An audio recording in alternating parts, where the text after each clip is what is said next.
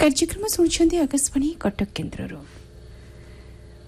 ପ୍ରଚାର କରୁଛୁ ଭକ୍ତ କବି ରାମଦାସ ବିରଚିତ ଦାଢ଼ିଅତା ଭକ୍ତିର ଲାଲବେଗ ଏବଂ ସାଲବେଗ ସମ୍ବାଦର ପ୍ରଥମ ଭାଗ।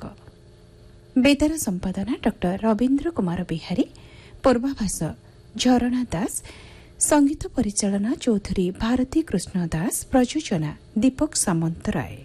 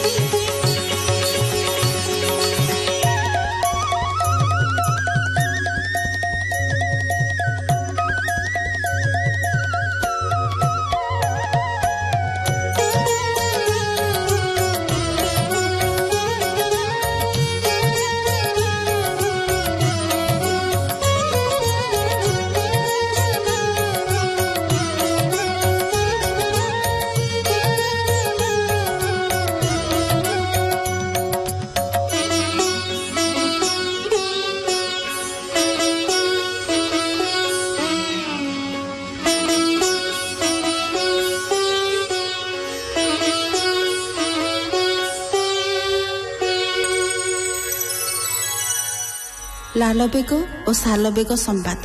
ଭକ୍ତ ଓ ଭଗବାନଙ୍କର ସମ୍ପର୍କ ଅତ୍ୟନ୍ତ ନିବିଡ଼। ସେହି ଭକ୍ତଙ୍କ ଜୀବନ ଚରିତ ଶୁଣିବାକୁ ମନୁ ରାଜା ଆଗ୍ରହୀ ହେବାରୁ ଚୈତନ୍ୟ ଭକ୍ତ ସାଲବେଗଙ୍କ କାହାଣୀ କହିଛନ୍ତି। ଲାଲବେଗଙ୍କ ପୁତ୍ର ସାଲବେଗ। ଲାଲବେଗ ଥିଲେ ଜାତିରେ ମୋଗଲ। ସେ ବହୁପତ୍ନୀକ ଥିଲେ। ଏକଦା ଓଡ଼ିଶା ରାଜାଙ୍କ ବିରୋଧରେ ଯୁଦ୍ଧଯାତ୍ରା କରିବାକୁ ଯାଇ ଦାଣ୍ଡମୁକୁନ୍ଦପୁରର ଏକ ବିଧବା ବ୍ରାହ୍ମଣୀକୁ ଲାଲବେଗ ପୋଖରୀ କୂଳରୁ ନେଇ ଆସିଲା। ଯୌବନବତୀ ବିଧବା ବ୍ରାହ୍ମଣୀର ସୌନ୍ଦର୍ଯ୍ୟରେ ବିମୋହିତ ହୋଇ ଲାଲବେଗ ତାଙ୍କୁ ପତ୍ନୀ ରୂପେ ଗ୍ରହଣ କରିବାରୁ ସାଲବେଗଙ୍କର ଜନ୍ମ ହେଲା। ସାଲବେଗ ଯୌବନରେ ପଦାର୍ପଣ କରିବାରୁ ପିତାଙ୍କ ସହ ଯୁଦ୍ଧଯାତ୍ରାରେ ଯାଇ କ୍ଷତ ବିକ୍ଷତ ହେଲେ ଏବଂ ସେ କ୍ଷତ ମଧ୍ୟ ଆଉ ଭଲ ହେଲା ନାହିଁ। ଯନ୍ତ୍ରଣାରେ ଅଧୀର ହୋଇ ଶେଷରେ ଆତ୍ମହତ୍ୟା କରିବାକୁ ସିଦ୍ଧାନ୍ତ କରିବାରୁ ମାଙ୍କ ଉପଦେଶରେ ସେ ବୃନ୍ଦାବନ ବିହାରୀ ରାଧାକୃଷ୍ଣଙ୍କୁ ଭଜନ କଲେ। ତାଙ୍କର ଏକାନ୍ତ ଭକ୍ତି ଭାବରେ ଶ୍ରୀକୃଷ୍ଣ ସ୍ୱପ୍ନରେ ତାଙ୍କୁ ବିଭୂତି ଦେଲେ। ସେହି ବିଭୂତି ବୋଳି ହେବାରୁ ସାଲବେଗ ରୋଗମୁକ୍ତ ହେଲେ। ଏହାପରେ ସଂସାର ପ୍ରତି ତାଙ୍କର ବିରାଗ ଭାବ ସୃଷ୍ଟି ହେଲା ଏବଂ ସେ ସନ୍ନ୍ୟାସ ନେଇ ଶ୍ରୀକ୍ଷେତ୍ର ଗଲେ। ସେଠାରେ ଜଗନ୍ନାଥଙ୍କୁ ଦର୍ଶନ କରି ସେ ବୃନ୍ଦାବନ ଅଭିମୁଖେ ଯାତ୍ରା କଲେ।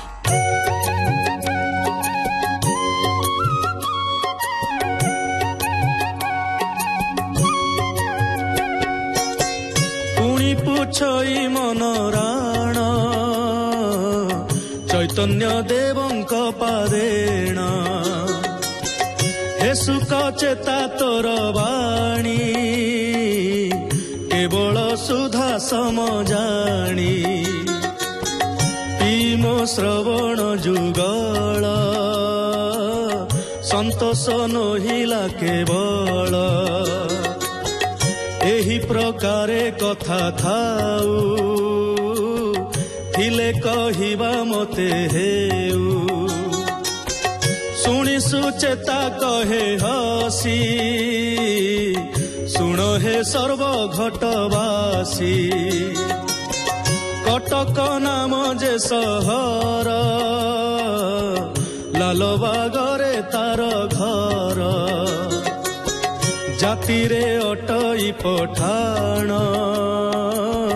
ତାହାର କଥା ଏବେ ଶୁଣ ମୋଗଲ ନାମେ ଲାଲବେଗ ତାହାର ପୁତ୍ର ସାଲବେଗ ସେ ଲାଲବେଗ ଅତି ଦୁଷ୍ଟ ଫଳ ପ୍ରପଞ୍ଚ ବୁଦ୍ଧି ନଷ୍ଟ ଶ୍ରୀ ଗଜପତି ଦଣ୍ଡଧାରୀ ସଙ୍ଗତେ ଶତ୍ରୁପଣ କରି ଅନେକ ସୈନ୍ୟ ଠୁଳ କଲା ଓଡ଼ିଶା ଯୁଝିବାକୁ ଗଲା ସେ ମହାରାଜ କଲେ ଜୁର ଧନ ବସନ ଅଳଙ୍କାର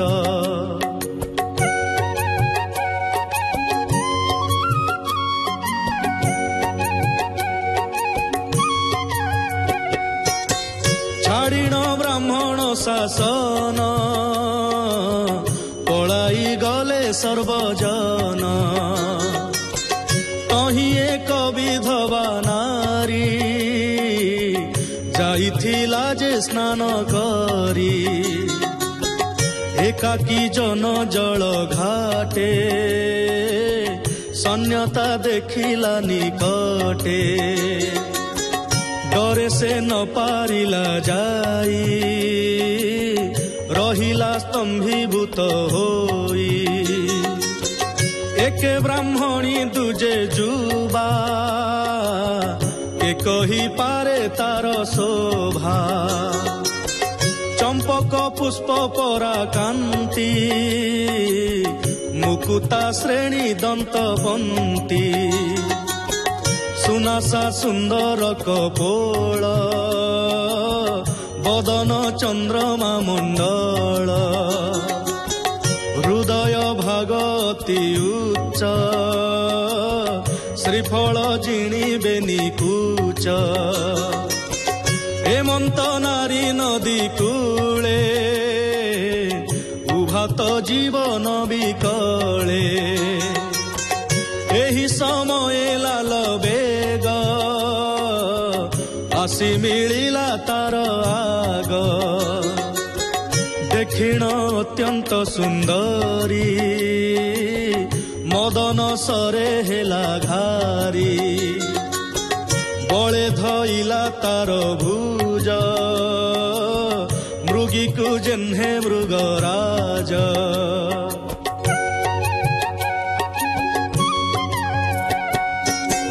বসাই অশ্বর উপরে সে নারী দৈব সুমরে ঘেনিণ চলি গলা বেগে সমস্ত সৈন্যঙ্কর আগে কে তাকু চিহ্নি ন পারিলে সমস্ত সৈন্য লেউটিলে তাপুর দেখি সে যুবতী অতি সন্তাপে মথা পোতি নয়নু অশ্রু জল গলে কান্দি গড়ই মহিতলে তা নিজ কুটুম্ব সুমরি ବୋଲଇ ଦେବି ପ୍ରାଣହାରି ତାହା ଦେଖିଣ ସେ ପଠାଣ ସେ ନାରୀ ଚରଣ ଧରିଣ ଅନେକ ବିନୟୀ କହିଲା ଭୋଳେ ବସାଇ ଚୁମ୍ବ ଦେଲା ଅନେକ ଅଳଙ୍କାର ମାନ ତାଙ୍ଗେ କଲା କମଣ୍ଡନ ସର୍ବାଙ୍ଗେ ଗନ୍ଧ ସାର ବୋଳି ତା ସଙ୍ଗେ କଲା କାମ କେଳି ନାନା ବିନୋଦେ ମନ ମୋହି କୁଟୁମ୍ବ ଦେଲା ପାଶୋରାଇ ଦଇବେ ଅବଳା ଶରୀର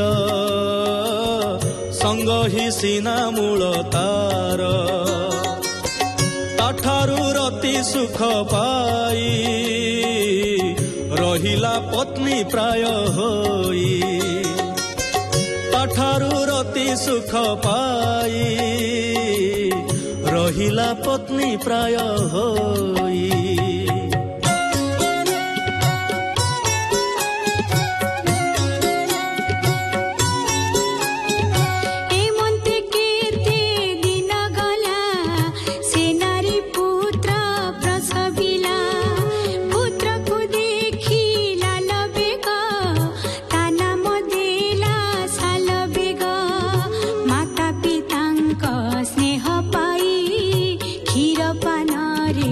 सुस्थ हो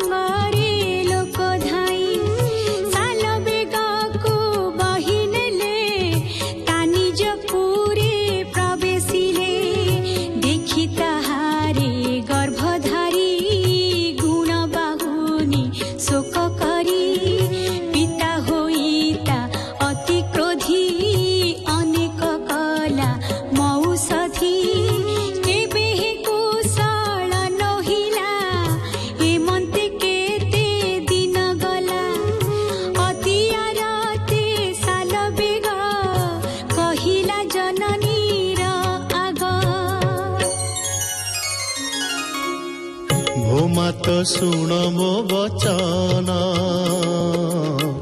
एथर गलाटी जीवन मरिबी आत्मघाती होई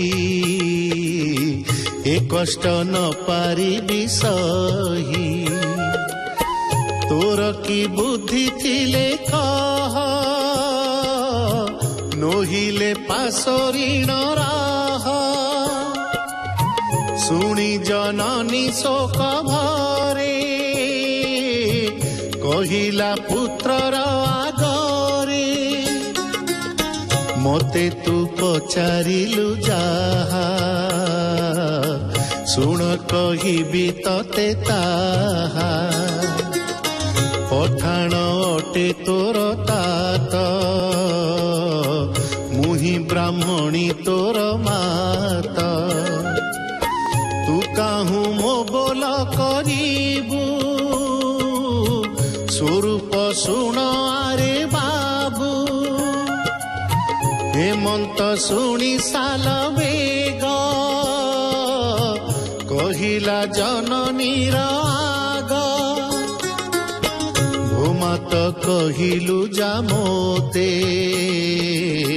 शुणी संशय मोर चिते से जे पठाण तू ब्राह्मणी कि रूपे तू तार घरणी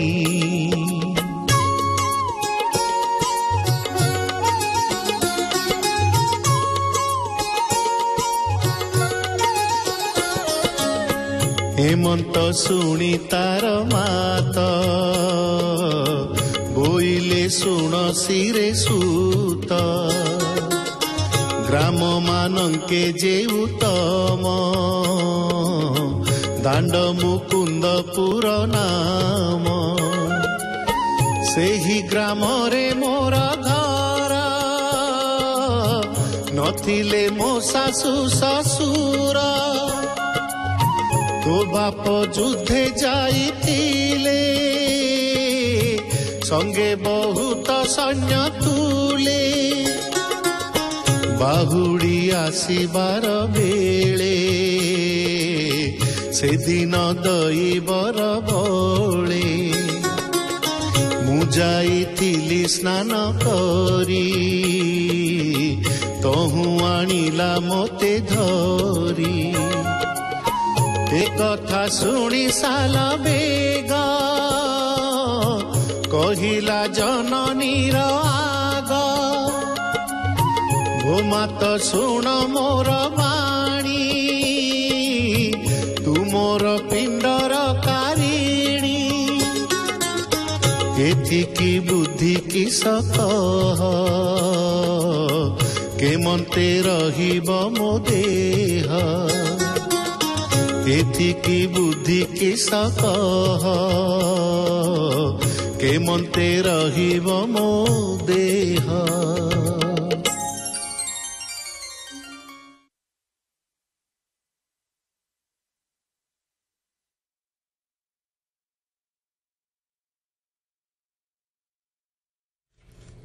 शुणुथिली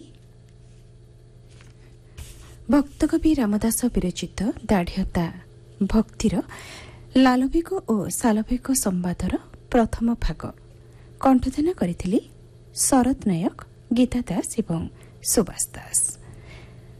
बेदर संपादना डॉक्टर रवींद्र कुमार बिहारी, पूर्वाभास झरणा दास, संगीत परिचालना चौधरी भारती कृष्ण दास, प्रयोजना दीपक सामंतराय। कार्यक्रम सुनछंती आकाशवाणी कटक।